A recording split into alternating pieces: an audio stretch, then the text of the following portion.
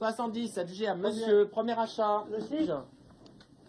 Alors tu es juste sur l'ordre. Alors c'est l'ordre numéro 3. Les ventes s'enchaînent au cœur du manoir de Rulianec à Crozon ce mardi. La demeure, aussi appelée le château, vient d'être vendue et les objets qui la meublent doivent disparaître. C'est une maison de famille et en fait, comme la famille est importante, il y a plein d'autres propriétés et donc on trouve des pièces du 17e, du 18e, 19e jusqu'aux années 30. Mais en fait, c'est un réceptacle de beaucoup de choses, beaucoup d'éléments qui ont été ramenés d'un peu partout par la famille.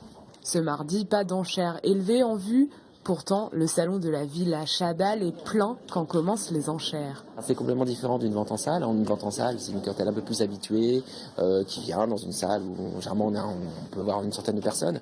Ici, évidemment, comme on fait la vente sur place, eh bien, on a beaucoup plus de gens de l'extérieur. On peut, ce matin, je ne sais pas combien on a eu de visiteurs, mais je pense qu'on a 500, 600 personnes largement dépassées.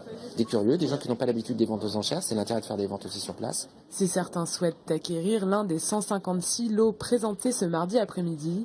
Je suis amateur de beaux objets, d'antiquités, d'objets d'art, tout ça. Donc ça fait vraiment envie ici de voir d'aussi beaux objets. Beaucoup sont venus en curieux à l'occasion de cette vente pour visiter le manoir imaginé début 20e par l'architecte Gaston Chabal.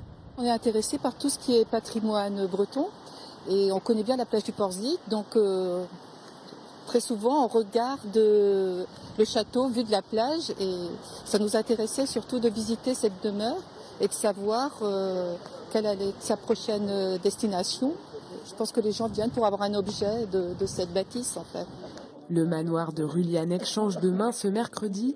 Tous les achats de la vente aux enchères seront donc immédiatement emportés.